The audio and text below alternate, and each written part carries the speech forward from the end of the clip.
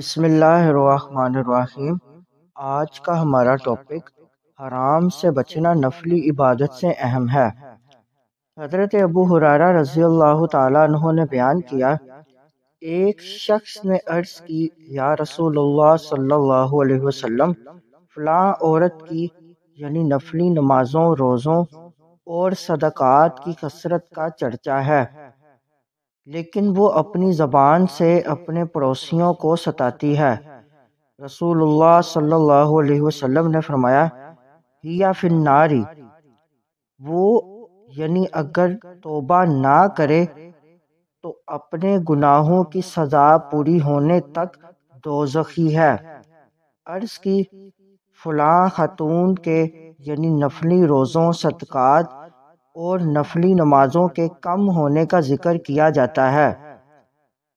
وہ پنیر کے ٹکڑے صدقہ کرتی ہے اور پڑوسیوں کو اپنی زبان سے ایذا نہیں دیتی۔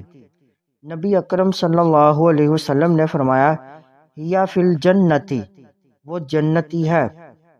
اس حدیث مبارک میں ہماری تربیت کی گئی کہ حرام سے بچنا نفلی عبادات سے اہم ہے، اس لیے کہ نوافل چھوٹ جائیں تو کوئی گناہ نہیں، جبکہ حرام کا ارتکاب کرنا گناہ کبیرہ ہے اور حرام سے بچنا فرض ہے۔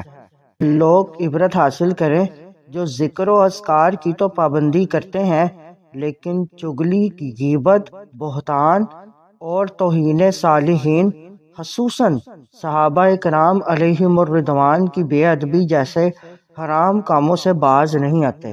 مزید معلومات کے لیے ہمارے چینل کو لائک اینڈ سبسکرائب کریں۔